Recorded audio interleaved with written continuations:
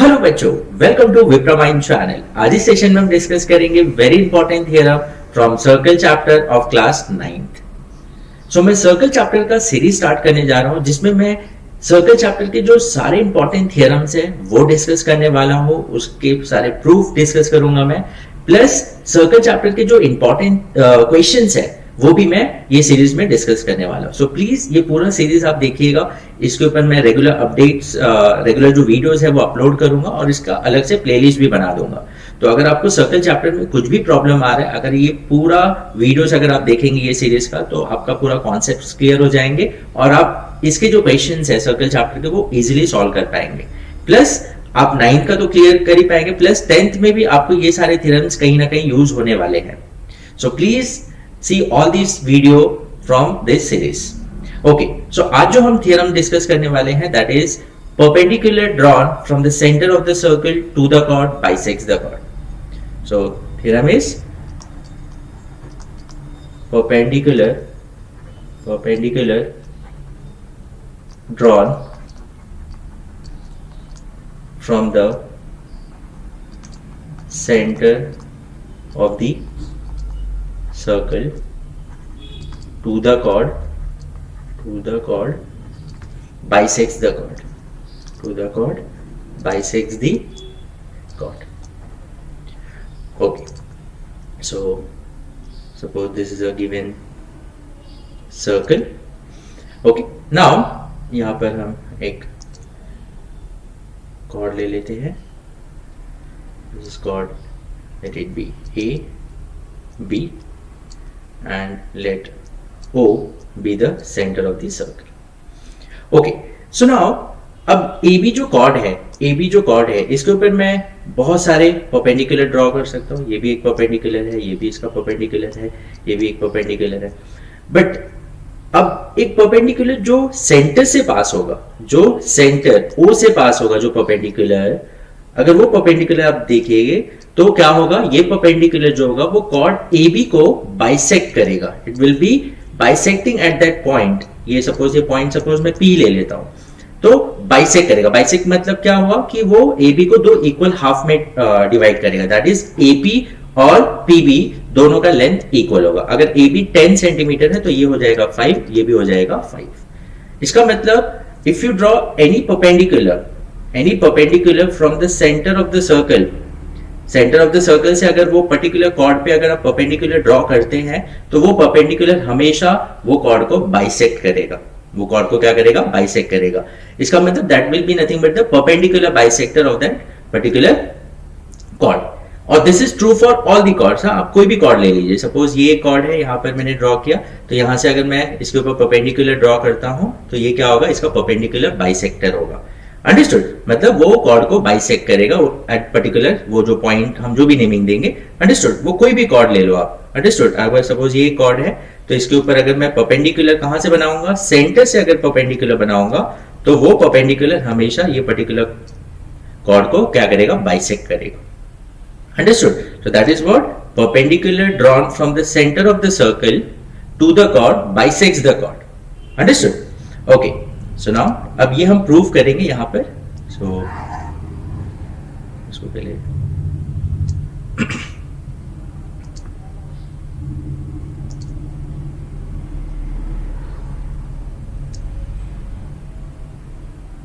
यहां पर मैंने कॉर्ड ये भी कंसीडर कर लिया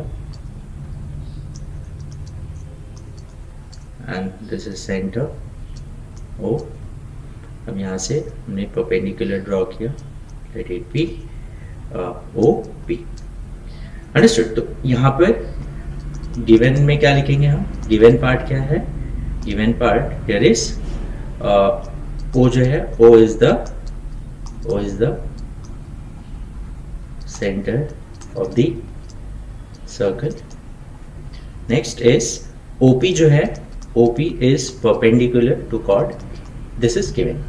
Okay, what we have to prove? We have to prove that this OP bisects AB. That is, we have to prove that AP is equals to PB. AP और PB जो है वो क्या है, equal. Understood?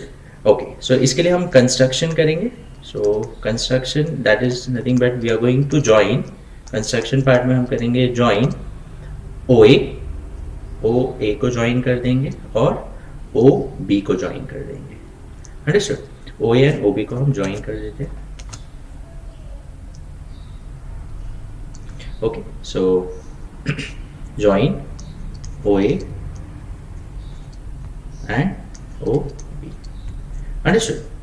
So join O and A, that is O A and, या join मत बोलिए, इसको ड्रॉ बोल दीजिए या तो, नहीं तो यहाँ पर कंफ्यूजन होगा। सॉरी, ये रहा हो गया। ओके, सो यहाँ पर हम क्या कर देंगे, draw O A and O B. Understood? तो हमने यहाँ पर क्या किया, O A and O B draw किया। ओके, सो अब प्रूफ देखो, यहाँ पर दो ट्रायंगल फॉर्म हो रहा है, दैट इज ट्रायंगल APO, ये ट्रायंगल और ये ट्रायंगल। तो अगर मुझे AP और BP इक्वल प्रूफ करना है, सो दैट मीन्स अगर मैं ये दो ट्रायंगल को कॉन्ग्रुएंट प्रूफ कर दूं सच दैट ये दोनों करस्पॉन्डिंग साइड्स होने चाहिए, दैट इज AP और PB करस्पॉन्डिंग साइड्स होने चाहिए। ये दोनों ट्रायंगल्स को अगर हम लेते हैं, तो अगर ये दो ट्रायंगल को हम कॉन्ग्रुएंट प्रूफ कर देंगे तो बाय CPCT से हमको AP और PB जो है वो इक्वल आ जाएगा। अंडरस्टूड? तो अब ये दो ट्रायंगल कॉन्ग्रुएंट प्रूफ करने के लिए will write that in triangle APO, अगर मैं फर्स्ट ट्रायंगल का नाम APO ले रहा हूं तो दूसरे ट्रायंगल का नाम क्या लूंगा। अब देखो यहाँ पर अब हमारे पास इंफॉर्मेशन क्या है, जैसे कि एंगल्स की अगर मैं बात करूं तो angle P that is APO, angle P is congruent to P, मतलब ये ट्रायंगल का angle P that is APO और ये ट्रायंगल का भी angle P that is BPO, they are congruent. तो एंगल P जो है वो P को करस्पॉन्ड कर रहा है, तो यहाँ पर P जहां पर है उसके जगह पे यहाँ पर P ही आएगा। अंडरस्टूड? क्या आ जाएगा P। अब दूसरा एंगल का इंफॉर्मेशन मेरे पास नहीं है, बट OP जो है वो कॉमन साइड है, तो OP कॉमन साइड मतलब यहाँ पर अगर PO है तो यहाँ पर भी PO होना चाहिए, तो ये हो जाएगा PO, तो इसका मतलब B यहाँ आ जाएगा। सो ट्रायंगल का नाम क्या हो जाएगा, BPO। तो दूसरे ट्रायंगल का नाम क्या हो जाएगा, BPO। अंडरस्टूड? तो ट्रायंगल का नेमिंग जो है वो प्रॉपर होना चाहिए, करस्पॉन्डेंस के हिसाब से होना चाहिए, अदरवाइज आपका जो CPCT पार्ट जो आएगा वो गलत आ जाएगा। अंडरस्टूड? तो APO, अगर मैं फर्स्ट ट्रायंगल का नाम APO ले रहा हूं तो दूसरे ट्रायंगल का मैंने क्या लिया, BPO। Understood? Because P corresponds to P angle और PO जो है वो PO को करस्पॉन्ड करेगा बिकॉज ये कॉमन साइड है। तो बचा क्या यहाँ पर, तो जहां पर A है वहां पर B आ जाएगा। अंडरस्टूड? तो इस हिसाब से आप करस्पॉन्डेंस के हिसाब से आप दोनों ट्रायंगल का नाम लिख सकते हैं। अब देखो, हमको तीन कंडीशन चाहिए दो ट्रायंगल कॉन्ग्रुएंट प्रूफ करने के लिए। अगर आपको ट्रायंगल्स को कॉन्ग्रुएंट कैसे प्रूफ करना है and what are the different test, उसमें कुछ भी प्रॉब्लम है तो उसका वीडियो ऑलरेडी हमने अपलोड किया हमारे चैनल पे। अंडरस्टूड? ओके, सो यहाँ पर देखिए, first angle APO is congruent to angle BP by each 90 degree. दोनों एंगल क्या है, 90 degree. Second, common side PO is equals to PO, this is common side, okay, and the third condition हमारे पास यहाँ पर है that AO, ये triangle का AO और ये ट्राइंगल का BO इक्वल है y।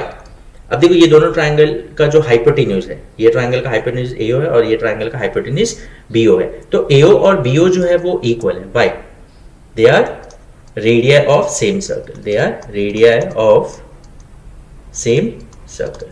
Understood? both are the radius, और same circle का radius जो होता है वो equal होता है, तो AO is equals to BO। so देखो, दोनों ट्राइंगल में एक एंगल 90 डिग्री है, प्लस दोनों का हाइपोटेन्यूज कॉन्ग्रुएंट है AO और BO, और परपेंडिकुलर साइड में से एक साइड जो है वो कॉन्ग्रुएंट है जो दोनों में कॉमन है, that is PO। so both the triangles are congruent by, therefore triangle APO is congruent by to triangle BPO by which test? ये कौन सा टेस्ट है? that is RHS test। this is which test? RHS test या hypotenuse side test, that is hypotenuse side test। understood? हाँ, okay. So जैसे कि आप CBSE board में नॉर्मली RHS टेस्ट लिख देते हैं, कुछ बोर्ड्स में they have to specify this full, that is hypotenuse side test. Okay, अब अगर दोनों ट्राइंगल कॉन्ग्रुएंट हो गए तो बचे हुए उसके जो साइड्स होंगे और बचे हुए जो एंगल्स होंगे करस्पॉन्डिंग वो कॉन्ग्रुएंट होंगे। तो अब ये ट्राइंगल का AP और ये ट्राइंगल का BP, तो AP और BP जो साइड है करस्पॉन्डिंग साइड से यहाँ पर, तो AP will corresponds to BP, so they will be congruent to each other. This is by CP CT, corresponding parts of congruent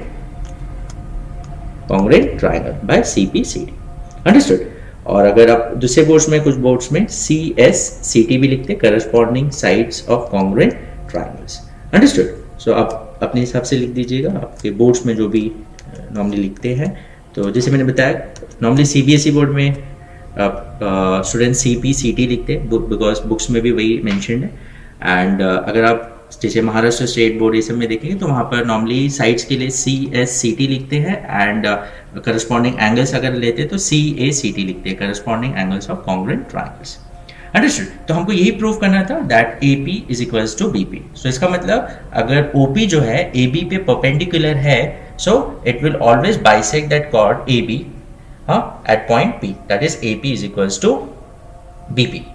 Understood? So this is what we have to prove. समझ में आया? तो ये this is true for all the chords. अब कोई भी chord ले लीजिए, जैसे ये एक छोटा सा chord यहाँ पर मैं ड्रॉ कर रहा हूँ, तो ये chord पे अगर आप परपेंडिकुलर ड्रॉ करते हैं सेंटर से, तो वो chord को हमेशा वो बाइसेक्ट करेगा, या आप बोल सकते हो वो उसका परपेंडिकुलर बाइसेक्टर होगा.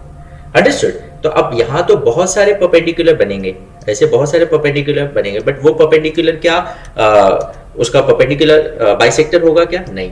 हाँ, परपेंडिकुलर बाइसेक्टर मतलब वो उसके मिड पॉइंट से पास होगा, बट ये सारे मिड पॉइंट से पास होंगे क्या? नहीं. हाँ, ये कौन सा परपेंडिकुलर पास होगा मिड पॉइंट से? जो सेंटर से बनेगा. अंडरस्टूड? जो सेंटर से बनेगा वही परपेंडिकुलर इसको बाइसेक्ट करेगा. Understood? Okay, so this is the first theorem. Now इसका अभी हम कन्वर्स भी देख लेते हैं. इसका कन्वर्स जो स्टेटमेंट है वो भी हम डिस्कस कर लेते हैं. तो यहाँ पर ये इसका स्टेटमेंट क्या था? Perpendicular drawn from the centre of the circle to the chord bisects the chord. Okay, अब इसका हम कन्वर्स स्टेटमेंट देख लेते हैं. ओके, नाउ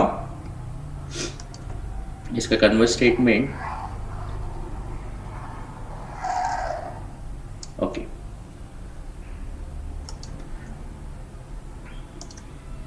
इसका कन्वर्स स्टेटमेंट ये है, the line segment joining the midpoint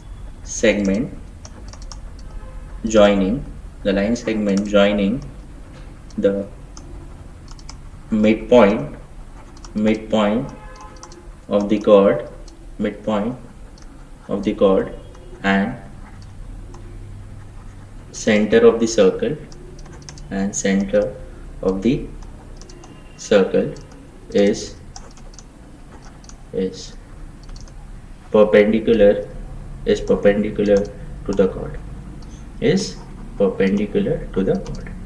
That means what? यहाँ पर क्या है? The line segment joining the midpoint of the chord and center of the circle is perpendicular to the chord. Okay, so this is a given circle. So one minute.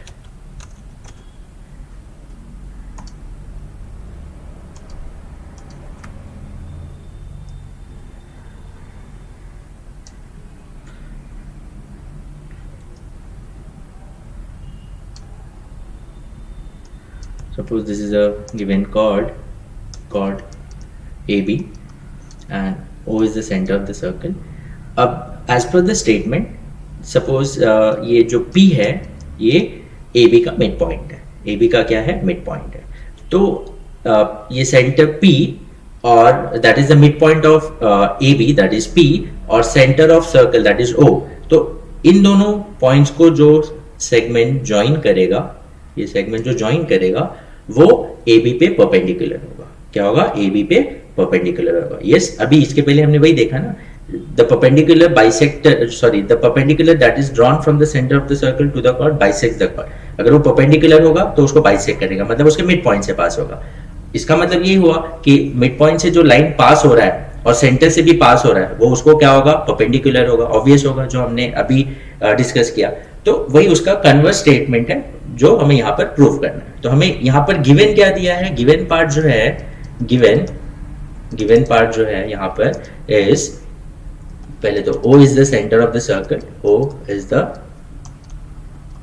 center of the circle and दूसरा जो है P is the mid point of the chord AB जो chord है उसका mid point है। अब proof क्या करना है हमको, what we have to prove, we have to prove that, या यहाँ पर आप इसके बारे में ये भी लिख दीजिए that AP is equals to PB, ये हमको दिया है AP और PB इक्वल है अगर वो उसका मिड पॉइंट है। हमको प्रूव करना है कि OP जो है वो AB पे परपेंडिकुलर है, it is perpendicular to AB, this what we have to prove. तो इसमें कंस्ट्रक्शन पार्ट सेम, यहाँ पर हम ड्रॉ करेंगे OA एंड OB, OA और OB हम ड्रॉ करते हैं। सो यहाँ पर करेंगे draw OA and OB। Okay, so proof. अब जैसे कि हमें प्रूफ करना है कि ये इसको परपेंडिकुलर है, तो इसका मतलब हमको प्रूफ करना है APO ये वाला एंगल और BPO ये वाला एंगल, दोनों एंगल जो है वो 90 डिग्री, अगर ये 90 डिग्री है तो that means OP is perpendicular to AB। Understood. Now अब अगर ये दोनों एंगल 90 डिग्री प्रूफ करना है तो फर्स्ट ऑफ ऑल हम प्रूफ करेंगे ये दोनों एंगल इक्वल है, बिकॉज ये दोनों एंगल को अगर हम ऐड करते तो it is forming a linear pair that is equals to 180 degree होगा। देखो AB जो है वो एक स्ट्रेट लाइन का ही पार्ट है, तो इसका मतलब APO प्लस BPO ये दोनों एंगल को अगर हम ऐड करते हैं so will get equals to 180 degree, that is by linear pair. तो अगर हम प्रूव करते ये दोनों एंगल इक्वल है तो इसका मतलब क्या हुआ, ये इसको x ले लिया, इसको भी x ले लिया, तो x plus x that is 2x equals to 180 degree. So therefore x equals to क्या हो जाएगा 180 डिवाइड बाय 2 दैट इज 90, तो दोनों एंगल हमको 90 आ जाएगा। तो इसका मतलब पहले तो हमें प्रूफ करना पड़ेगा कि ये दोनों एंगल जो है वो क्या है, कॉन्ग्रुएंट है। अब ये दोनों एंगल कॉन्ग्रुएंट प्रूफ करने के लिए हमको ये दोनों ट्राइंगल कॉन्ग्रुएंट प्रूफ करना पड़ेगा। तो अगेन ट्राइंगल का नेमिंग हम लेते हैं। सो इन ट्राइंगल, अगर मैं फर्स्ट ट्राइंगल का नाम ले रहा हूँ APO, तो दूसरे वाले ट्राइंगल का नाम क्या होगा, तो यहाँ पर एंगल का कोई इंफॉर्मेशन मेरे पास तो है नहीं, बट अब जैसे कि अगर यहाँ पर देखो AP, साइड AP किसको करस्पॉन्ड कर रहा है, साइड BP को, क्योंकि ये हमको कॉन्ग्रुएंट दिया गया है, तो AP और BP इक्वल है, तो जहाँ AP है यहाँ पर वैसे सेम यहाँ पर क्या आ जाएगा BP उसके जगह पे। अंडरस्टूड। तो बचा क्या O, तो यहाँ पर आ जाएगा BPO। अंडरस्टूड। तो जो इन्फॉर्मेशन हमको दिया गया है उस हिसाब से हम देखेंगे वो ट्राइंगल का नेमिंग क्या होता है, उसका करस्पॉन्डेंस किस हिसाब से आता है। ओके, सो अब जैसे कि यहाँ पर हमें AP और BP इक्वल दिया है, दिस इज गिवन, ये तो हमें दिया गया। सेकेंड इज दोनों ट्राइंगल में PO जो है वो कॉमन है, PO is equals to PO, this is also this is common side, ये हो जाएगा कॉमन साइड। एंड थर्ड क्या आ जाएगा, AO is equals to BO, AO और BO इक्वल है by radii of same circle, ये हमने लास्ट इसमें भी discuss, so radii of same circle. Understood. तो देयरफॉर अब हमको तीन कंडीशन मिल गए, और क्या है, तीनों साइड्स कॉन्ग्रुएंट आ गए। तो both the triangles are congruent by APO and BPO are congruent by which test, this is by SSS test, that is side test. Understood. So if both the triangles are congruent, तो उसके बचे हुए जो angles होंगे, sides तो सारे congruent, तो बचे हुए एंगल जो होंगे वो कॉन्ग्रुएंट होंगे, that is the corresponding angles. तो यहाँ पर कौन से एंगल करस्पॉन्ड, जैसे angle P corresponds to angle PO, that is angle APO corresponds to angle BPO, तो ये दोनों एंगल कॉन्ग्रुएंट होंगे बाय CPCT और बाय CACT, जैसे मैंने आपको बताया CACT भी लिख सकते हो, corresponding angle of congruent triangles. तो ये दोनों करस्पॉन्डिंग एंगल्स है दोनों ट्राइंगल में, तो ये दोनों कॉन्ग्रुएंट हो जाएंगे। हमको यही एंगल का रिक्वायरमेंट है, दूसरे दो एंगल्स का कोई जरूरत है नहीं हमको यहाँ पर। तो अब ये दोनों एंगल अगर कॉन्ग्रुएंट है तो अब क्या करते हैं, let angle APO is equals to angle BPO equals to x, दोनों को हम x अज्यूम कर लेते हैं, let it be x। Okay, so अब जैसे हमने डिस्कस किया, we know that angle APO plus angle BPO दोनों को ऐड करेंगे तो क्या मिलेगा हमको, equals to 180 degree. This is by linear pair, by linear pair axiom, क्योंकि ये APB ये तीनों कोलिनियर पॉइंट्स है, that means it's a straight line का ही पार्ट है। तो इसका मतलब APO plus BPO will be equals to 180, so APO is x, BPO is also x equals to 180, so it is 2x equals to 180, so x equals to 180 divided by 2, so x का value कितना आ जाएगा 90, so x 90 आ गया। तो x हमने किसको लिया है, APO and BPO. So इसका मतलब therefore angle APO is equals to angle BPO is equals to 90 degree. If both the angles are 90 degree, so therefore I can say that OP is perpendicular to AB. Hence proved. Understood. तो हमें यहाँ ये prove करना था OP is perpendicular to AB अगर P जो है वो AB का मिड पॉइंट है. Understood? And O is the center of the circle. So the line segment joining the midpoint of the chord, that is P, and center of the circle, that is O, is perpendicular to the chord, that is OP is perpendicular to chord AB. ये हमको prove करना था. Understood. तो first theorem हमने prove किया कि जो भी परपेंडिकुलर सेंटर से ड्रॉ करेंगे कॉर्ड पे वो उसको बाइसेक्ट करेगा. That will it will pass to the mid point of that chord. Understood. That is perpendicular drawn from the centre of the circle to the chord bisects the chord. And यहां पर हमने discuss किया उसका converse. उसका converse ये है कि हमको परपेंडिकुलर नहीं दिया है, बट हमको ये दिया है कि जो कॉर्ड का मिड पॉइंट है, जो कॉर्ड का मिड पॉइंट है दैट इज पी, वहां से एक लाइन पास हो रहा है और वो सेंटर से भी पास हो रहा है. तो हमें पता है कि सेंटर से और मिड पॉइंट से वही लाइन पास होगा जो इसको मिड, ये इसका परपेंडिकुलर होगा, जो ए बी का परपेंडिकुलर होगा या परपेंडिकुलर बाइसेक्टर होगा. अंडरस्टूड. तो हमको वही प्रूव करना था. तो कंडीशन के हिसाब से यस, हम दो ट्रायंगल बना रहे तो हमको वो कंडीशन मिल रहा है, that is OP is perpendicular to A B. Hence prove. Understood. तो ये दोनों फर्स्ट स्टेटमेंट जो हमने किया उसका कन्वर्स स्टेटमेंट ये था. तो this are the first two theorem जो हमने यहाँ पर अभी डिस्कस किया. तो नेक्स्ट टाइम हम आगे के जो थ्योरम्स है वो डिस्कस करेंगे. अगर आपको ये वीडियो अच्छा लगा so please like this video. Yes, मैं बहुत सारे जो वर्ड्स है या बहुत सारे स्टेटमेंट जो है बार बार रिपीट इसलिए करता हूँ ताकि आप जब भी ये रिवाइज करें, ये वीडियो देखें तो आपको वो चीजें दिमाग में बैठ जाए. अंडरस्टूड. यस, अगर आपको लगता है कि बहुत स्लो जा रहे हैं तो आप वीडियो को थोड़ा स्पीड में देख सकते हैं, 1.5x पे भी देख सकते हैं, तो आपको फटाफट समझ में आ जाएगा. बट ये मैं स्लो में इसलिए सिखाता हूँ और बहुत सारी चीजें बार बार रिपीट इसलिए करता हूँ ताकि जो बच्चों का बेसिक्स भी क्लियर नहीं है, जो एक दो बार में उनको प्रॉपर नहीं समझ में आता, ताकि उनको भी क्लियर आउट हो सके. Understood. So that is the reason मैं बहुत सारी चीजें बार बार रिपीट करता हूँ. सो अगर आपको ये वीडियो अच्छा लगा so please like this video and please share among your friends. So circle के सीरीज में नेक्स्ट वीडियो हम आगे के जो थ्योरम्स है उसके ऊपर डिस्कस करेंगे. तो तब तक आप ये दोनों थ्योरम को एकदम परफेक्ट कर लीजिए. So will meet in the next session. Till then take care. Bye bye.